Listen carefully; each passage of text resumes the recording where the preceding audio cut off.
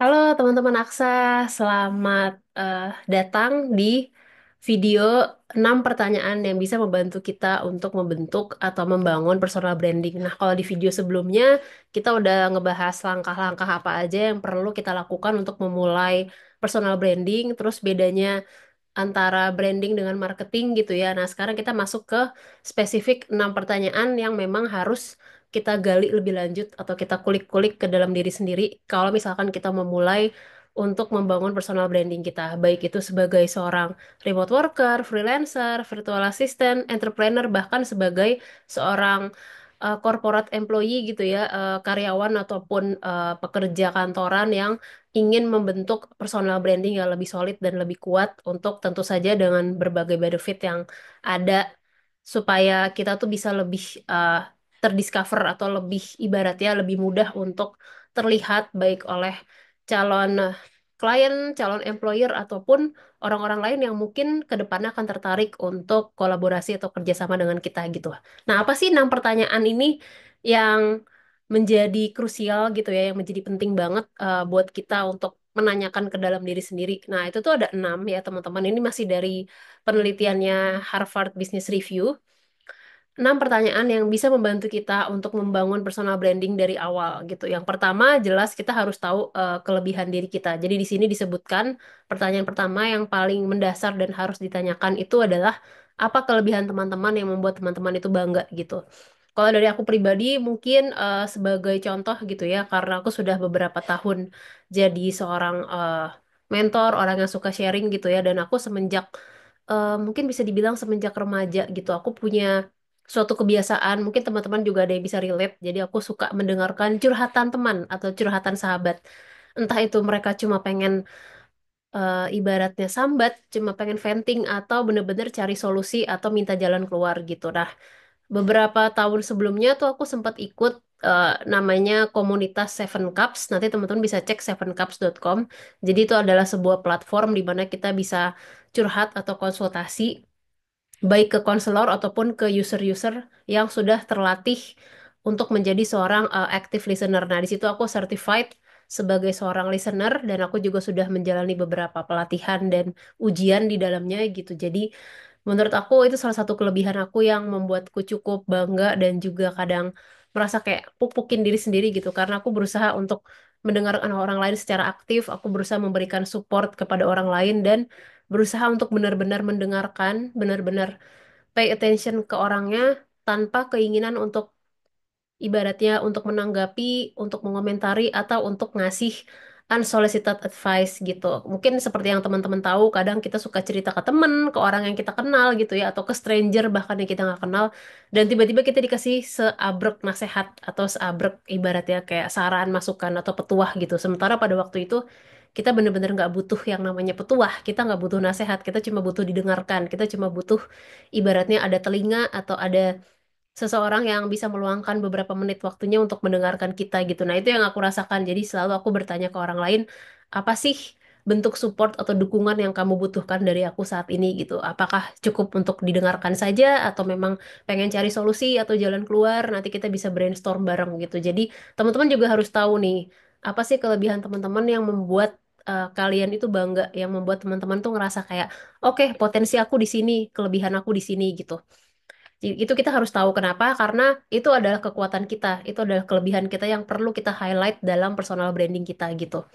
Kemudian pertanyaan kedua, apa skill menarik yang belum sempat kamu explore gitu. Nah, ini juga pertanyaan yang nggak kalah menarik dan nggak kalah penting gitu ya, karena dari sini kita bisa tahu kira-kira ketertarikan atau interest kita ke arah mana, dan nanti kita bisa memperdalam atau mengimprove skill kita di bidang itu gitu.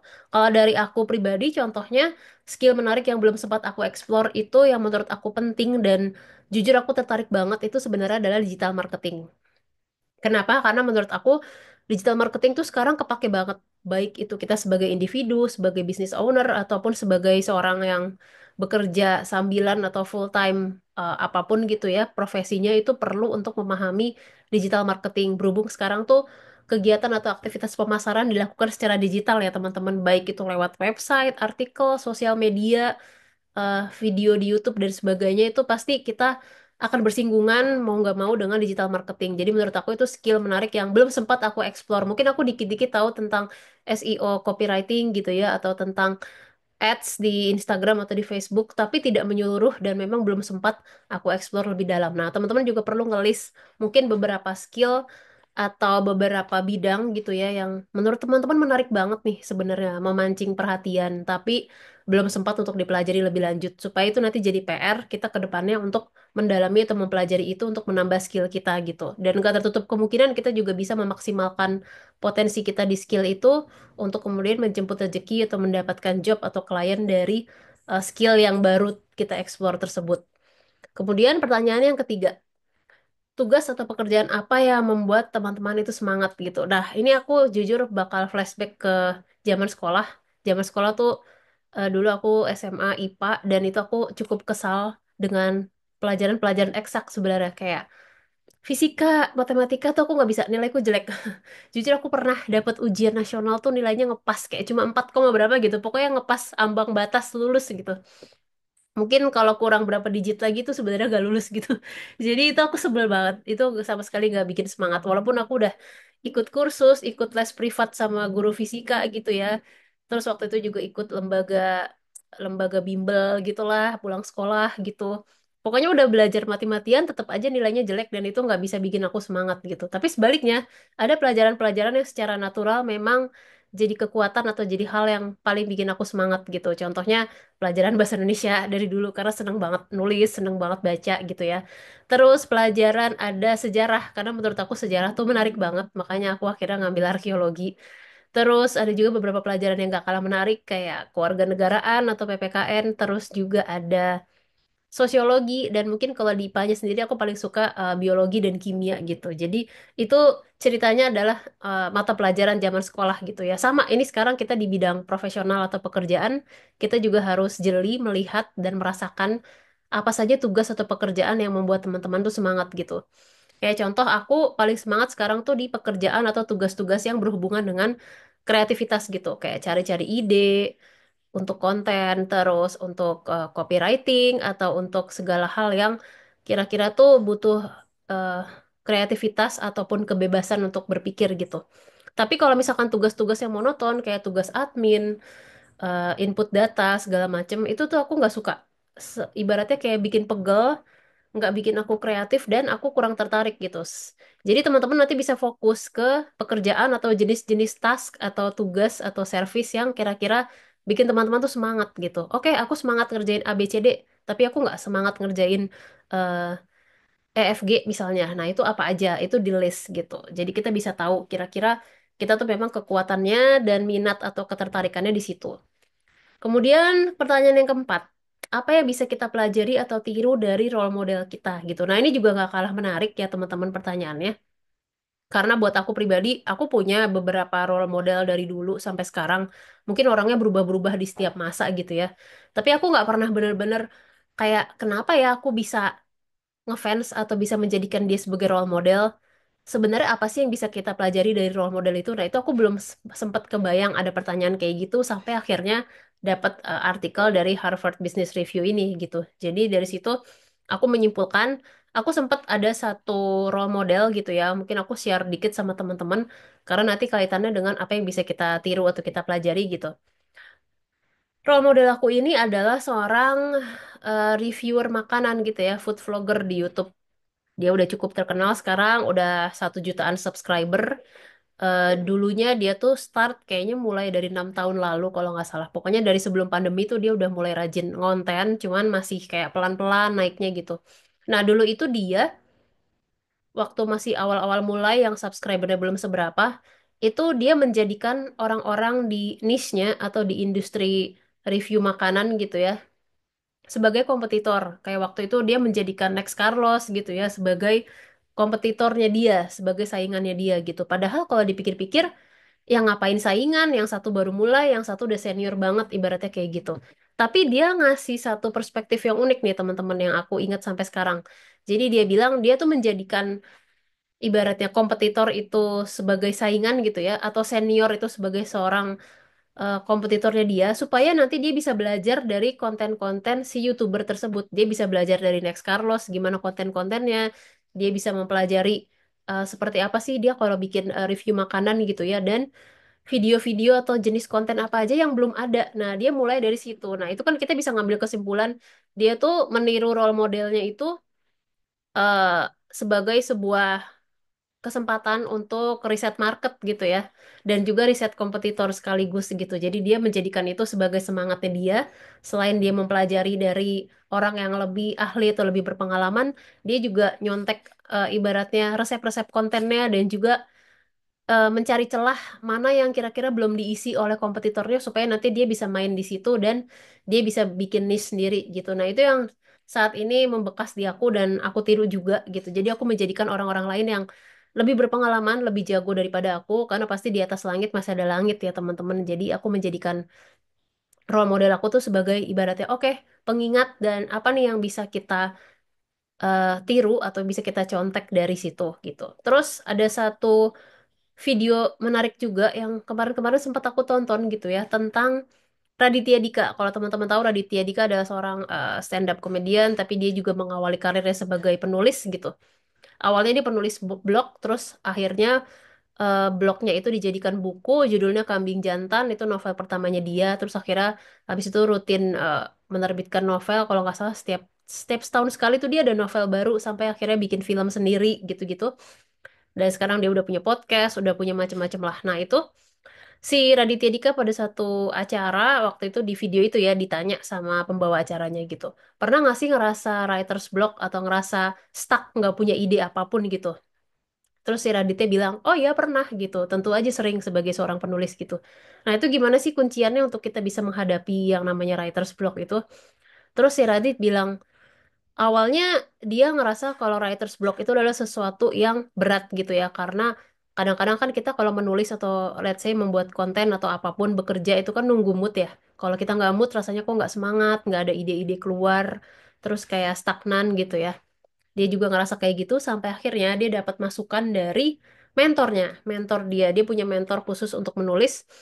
Dan mentornya itu bilang, kalau kamu menulis nunggu sempurna, kamu nggak akan mulai menulis gitu. Jadi ibaratnya, walaupun kita ngerasa takut jelek, walaupun kita ngerasa tulisan kita jauh dari sempurna, nggak bagus, segala macem, atau menurut kita mungkin nggak layak, tulis aja nggak apa-apa. Karena dengan kita menulis itu, memaksakan diri untuk menulis, itu kan akan jadi sebuah tulisan, sebuah barang yang nanti bisa diedit, bisa diperbaiki, disempurnakan, direvisi gitu.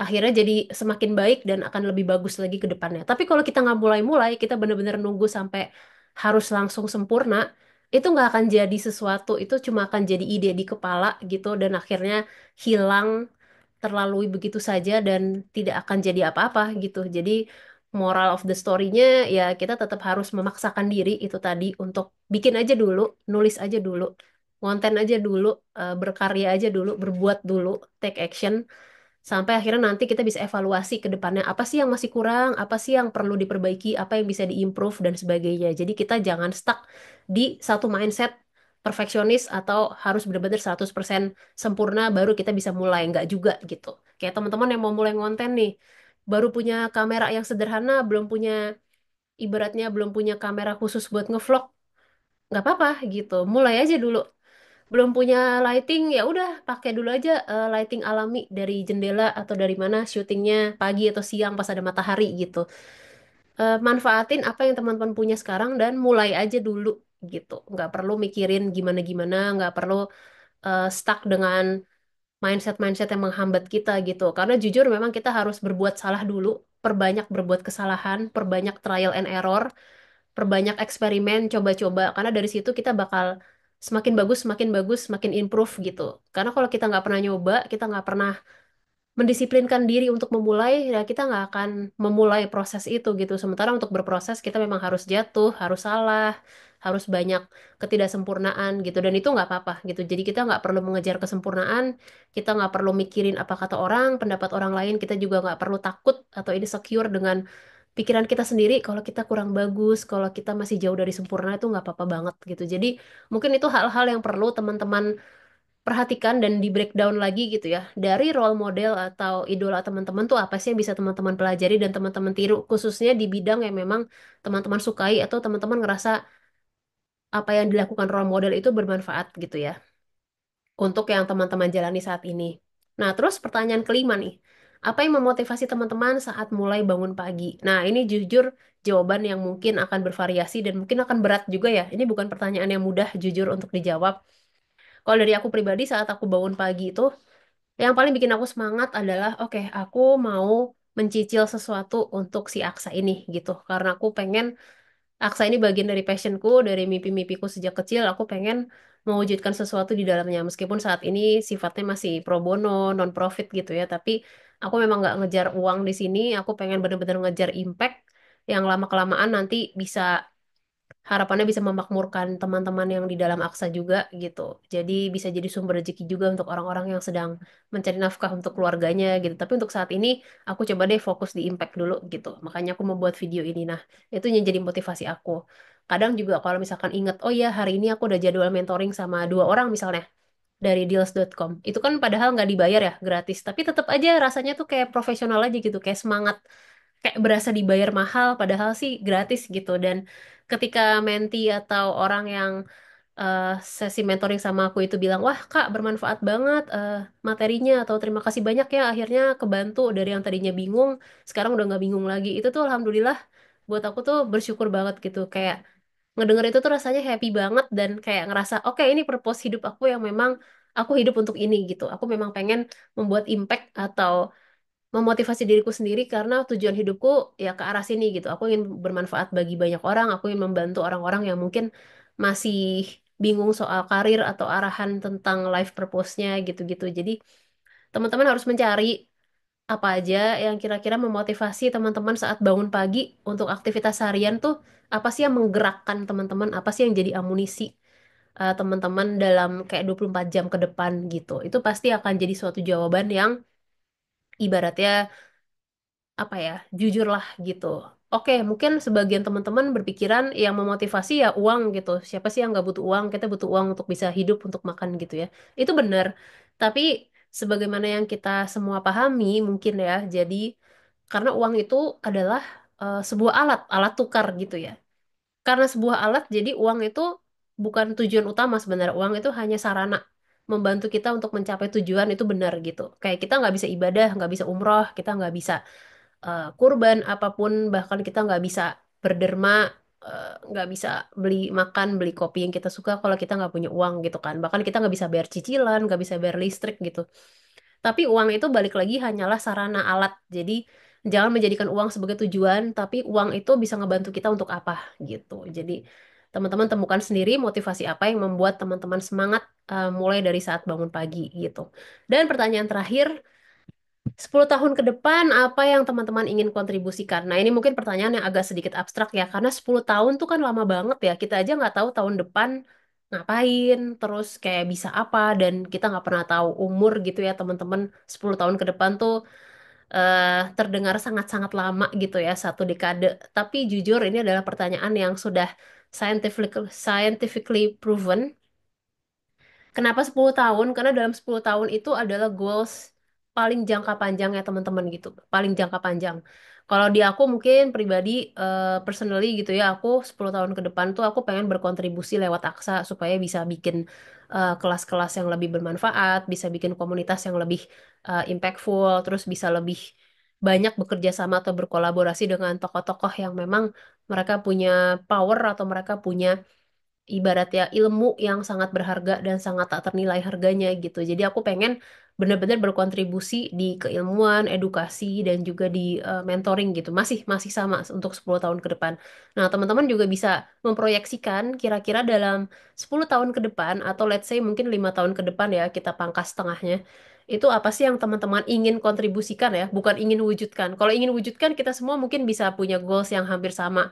Oh, 10 tahun ke depan udah jadi direktur perusahaan misalnya buat teman-teman yang ngantor, atau 10 tahun ke depan mungkin udah punya rumah dan mobil yang seharga sekian M misalnya, atau 10 tahun ke depan ya udah naik haji, udah punya anak gitu-gitu. Tapi bukan itu, karena itu kan keinginan, itu kan harapan. Tapi di sini spesifiknya apa sih yang ingin kita berikan, ingin kita kontribusikan, ingin kita lakukan, khususnya ke society, masyarakat, atau orang-orang sekitar kita gitu. Jadi kita bisa bilang mungkin dari teman-teman yang konten, konten teman-teman bisa mengubah orang atau membantu orang lain gitu. Kalau dari aku pribadi ya, mentoring dan kelas-kelas atau webinar tuh bisa ada manfaatnya, bisa memberikan dampak yang positif kepada orang banyak gitu. Dan sebagainya yang sespesifik mungkin yang ingin teman-teman kontribusikan gitu. Jadi kenapa ini penting? Karena supaya kita bisa tahu kira-kira kita bisa konsisten apa enggak dan ke depannya tuh strategi seperti apa sih yang perlu kita lakukan supaya kita bisa mewujudkan kontribusi itu gitu. Jadi lebih ke situ sih, lebih kayak supaya kita bisa bikin breakdown small steps-nya untuk sampai ke titik kontribusi itu kita harus ngelakuin apa aja gitu. Nah, ini tadi ada latihan. Nanti teman-teman bisa pause videonya atau latihan sendiri dengan menjawab 6 pertanyaan tadi di sebuah Google Docs atau di Word atau di Notes dimanapun atau di secari kertas ditulis. Kira-kira dari 6 pertanyaan tadi, teman-teman jawabannya seperti apa? Usahakan jawabannya yang sespesifik dan sedetail mungkin ya. Karena kalau umum biasanya kita agak sulit juga tuh menggali aspek-aspek dalam diri. Jadi kita harus sedetail mungkin dan sespesifik mungkin gitu. Nah, ini contoh aja, contoh pengembangan personal branding. Nanti teman-teman bisa baca sendiri. Ini sih sebenarnya case by case ya, teman-teman. Jadi memang di tiap orang nanti ceritanya atau konteksnya juga akan berbeda gitu. Nah, di sini dia ada seorang teman. Ini sebenarnya teman yang aku benar-benar punya. Jadi bukan tokoh fiktif gitu ya. Ini teman-teman yang benar ada di real story, tapi pakai nama samaran gitu. Jadi memang dia saat itu nggak suka dengan ibaratnya dengan bisnis dengan pekerjaan yang dia jalani sebagai seorang CS gitu ya sampai akhirnya dia memutuskan untuk oke dia lebih suka fashion dari dulu dia udah eh, passion ke situ dan dia memang pengen bikin bisnis di situ akhirnya ya udah dia keluar dari pekerjaannya dia memang punya tabungan dia memang punya usaha sampingan yang reseller segala macam sampai akhirnya memberanikan diri untuk benar-benar buka bisnis secara full time entrepreneur gitu ya yang tadinya masih 50-50 sama kantoran akhirnya jadi full time pengusaha gitu. Jadi ini juga bisa, ini bisa diaplikasikan untuk ke kehidupan teman-teman, tapi ada juga yang nggak bisa gitu. Jadi case by case tergantung teman-teman nanti kepentingan, kebutuhannya, dan kondisinya saat ini seperti apa gitu. Karena memang kita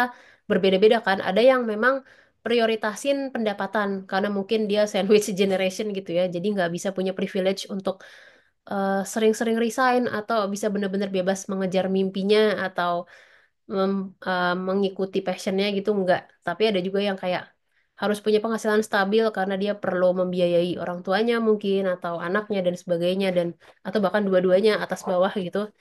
Jadi itu juga jadi pertimbangan. Pokoknya nanti di setiap kasus atau di setiap cerita kondisi teman-teman itu ada ibaratnya trik-trik atau strategi tersendiri gitu. Jadi ini tuh bukan one size fits all. Ini nggak bisa jadi solusi untuk semua orang, tapi ini cuma contoh.